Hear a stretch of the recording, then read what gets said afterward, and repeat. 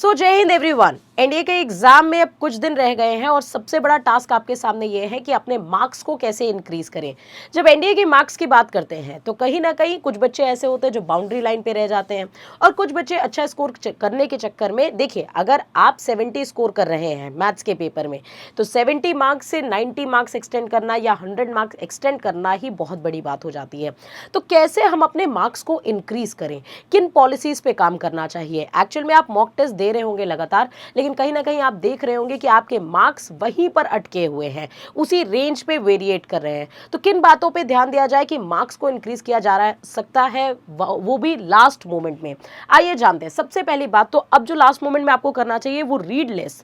बहुत ज्यादा नए नए टॉपिक्स पढ़ने के लिए रहने दीजिए। जो आपने पढ़ा है उस चीज पे एकदम रिलायबल रहिए और उस चीज पे अपने ऊपर ट्रस्ट करिए और केवल रिकॉल मोर करिए, यानी जो चीजें आपने पढ़ ली है ऑलरेडी उसको रिवीजन में डालिए, बार बार उसका रिवीजन करिए, उसके फॉर्मूले पे बेस्ड क्वेश्चंस लगाइए, लेकिन बार बार आपको कोई नई चीज पढ़ने की जरूरत नहीं है। अब लास्ट मोमेंट में कुछ भी नया टॉपिक आप मत उठाइएगा।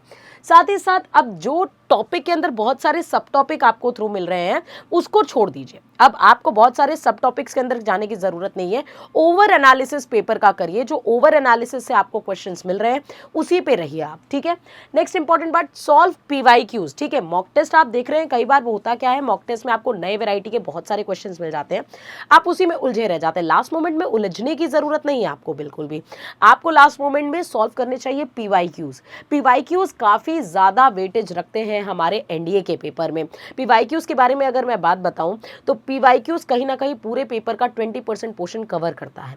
तो आप पीवाईक्यूज को सॉल्व करिए। मॉक टेस्ट भले ही आप लगा रहे हैं, लेकिन बहुत ज्यादा नए वैरायटी ऑफ क्वेश्चन में आपको उलझने की बिल्कुल भी जरूरत नहीं है। How can I handle examination stress just before exam, ठीक है। स्ट्रेस भी होता है कहीं ना कहीं, आई कैन अंडरस्टैंड। लगातार मैसेज आते हैं, मैम डर लग रहा है, मैम समय कम बचा है, लास्ट मोमेंट में कुछ बता दीजिए कि कुछ कर लें, ठीक है। बहुत ज़्यादा परेशान होने की जरूरत नहीं है। लास्ट मोमेंट ही कहीं ना कहीं बहुत इंपॉर्टेंट फेज भी होता है। उसके लिए आपको करना क्या है, be prepared, what ever you have studied, be confident regarding that. Don't study 24/7। कुछ बच्चे होते हैं रात दिन एक कर देते हैं लास्ट मोमेंट में। ऐसा करने से कुछ नहीं होगा बेटा, आपको प्रॉपर स्लीप लेने की भी जरूरत है। स्लीप लगभग 5 to 6 आवर्स की स्लीप आप अपनी साइकिल में जरूर रखिए और अपने पढ़ाई का जो कोरम है उसको थोड़ा सा इफेक्टिव बनाइए।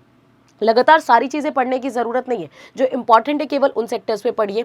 शेयर योर स्ट्रेस, ठीक है। अपने स्ट्रेस से रिगार्डिंग अपने फ्रेंड से भी बात करो, अपनी फैमिली में बात करो, अपने टीचर से भी बात करो और उन पैरामीटर्स पे काम भी करना शुरू करो।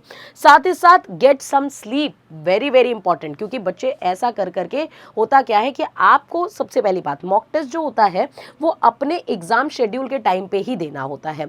जो एनडीए के कैंडिडेट्स हैं वो सबसे पहले उठ करके एनडीए का ही मॉक टेस्ट सबसे पहले दे। जैसे मैथ्स का मॉक टेस्ट दे रहे हैं, उसके बाद फिर जीएटी का मॉक टेस्ट दे रहे हैं, उसी टाइमिंग पे दे जिस टाइमिंग पे आपका एनडीए का एग्जाम होता है। उसी समय पे हमारा जो दिमाग होता है वो एक्टिव हो जाता है, ये साइंटिफिकली प्रूव्ड है। कई बच्चे होते क्या है, रात में बहुत देर तक जगते हैं और पढ़ते रहते हैं, क्वेश्चन सॉल्व करते हैं, रात में उनका दिमाग एक्टिव जोन में जाता है, लेकिन सुबह उठते ही अगर वो कुछ चीजें सॉल्व करते हैं तो उनसे सॉल्व नहीं होती है और कहते हैं मेरा सुबह पढ़ने में मन नहीं लग रहा। एक्चुअली होता क्या है, इसकी वजह से आपकी बायोलॉजिकल क्लॉक डिस्टर्ब हो जाती है और आपका दिमाग सो जाता है। ये गलती मत करिएगा, इसीलिए मैं आपको समझा रही हूं कि आप जो लास्ट डेज में अपने मॉक टेस्ट रखने की प्रैक्टिस डालिए वो एनडीए के ही एग्जाम टाइमिंग में रखिए, ताकि आपका दिमाग उसी साइकिल के हिसाब से वर्क करता हुआ चला जाए।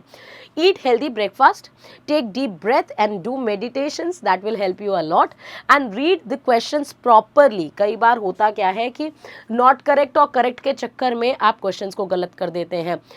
ए बी की वैल्यू नहीं पूछता, कभी कभी बी रेशियो ए की वैल्यू पूछ लेता है, तो उसके चक्कर में भी आंसर्स गलत हो जाते हैं। तो डोंट मतलब you have to read the questions properly. और दूसरी बात कि स्टॉप ओवर थिंकिंग करनी है और आपको साथ ही साथ पैनिक नहीं करना है। कुछ मैं भी आपको बात बता दूं कि जब भी आप टेस्ट देने बैठे तो लास्ट मोमेंट में ओएमआर भरने की ज़रूरत नहीं है बेटा। जिन चीज़ों में आप ऑलरेडी श्योर हैं, पेपर को 3 साइकिल में आप गो थ्रू करिए। पहले साइकिल में आप इजी से इजी सारे क्वेश्चन जो भी हैं 120 सवालों में से उनको पूरा विजिट कर लीजिए।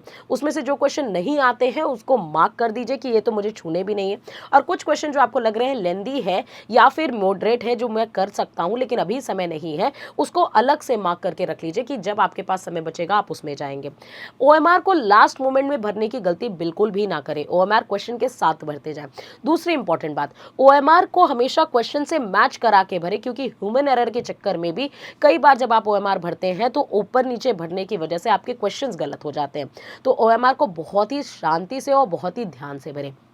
तीसरा इंपॉर्टेंट पॉइंट, कोई भी क्वेश्चन करते समय अपने ईगो पे नहीं लेना है भाई साहब कि मैंने तो कॉम्प्लेक्स नंबर 1 महीने लगाया था, मैंने तो पूरा कैलकुलस पूरे साल भर सॉल्व किया है, कैलकुलस का क्वेश्चन मुझसे कैसे नहीं हो रहा।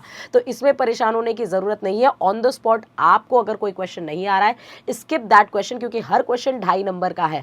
आपका टास्क होना चाहिए कि हर क्वेश्चन से कैसे मैं 2.5 नंबर निकाल लूँ, that is very very important. दूसरी इंपॉर्टेंट बात, पेपर जब भी आपके हाथ में आए आप तुरंत सॉल्व करने पे मत टूटिए। आप पहले पेपर को गो थ्रू कर लीजिए कि इजी टू हार्ड लेवल पे पेपर डिज़ाइन है कि हार्ड टू इजी लेवल पे डिज़ाइन है।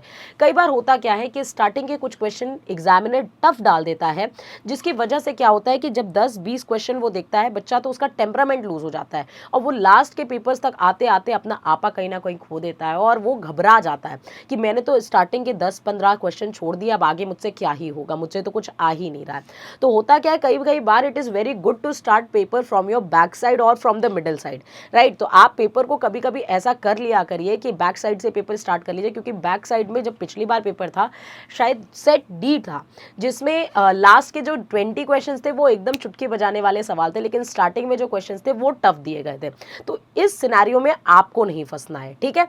तो ओएमआर को प्रॉपरली भरना है, ओएमआर को मोड़िएगा मत, ओएमआर पे कुछ खेलने की ज़रूरत नहीं है आपको। थोड़ा सा सेंसिबली क्वेश्चन को करिएगा और जो एक इंस्टिंक्ट में आपका आंसर आता है वही जनरली सही होता है। कई बार हम जब ओवर एनालिसिस करते हैं या एक बार आंसर मार्क करने के बाद सोचते हैं यार ये होगा कि वो होगा, ज़्यादा एनालिसिस करने के बाद जो आंसर मार्क करते हैं वही गड़बड़ हो जाता है। तो ज़्यादा दिमाग मत लगाइएगा ओवर एनालिसिस करने की, वहाँ पर ज़रूरत नहीं है। जो इंस्टिंक्ट आपकी बोलती है on the spot mark that question. समय बचते समय पे भी कुछ बच्चों को खुजली मचती है कि यार ये थोड़े से और क्वेश्चन कर देता हूँ, उसके चक्कर में वो नेगेटिव ले जाते हैं। तो ये गलती नहीं करना है, जो भी क्वेश्चन करिए फॉर श्योरली करिए और अपने तबियत का ध्यान रखिए, साथ ही साथ अपनी स्लीप साइकिल से लेकर अपनी पढ़ाई के साइकिल को एकदम अच्छे से मेंटेन करिए। जय हिंद, जय भारत।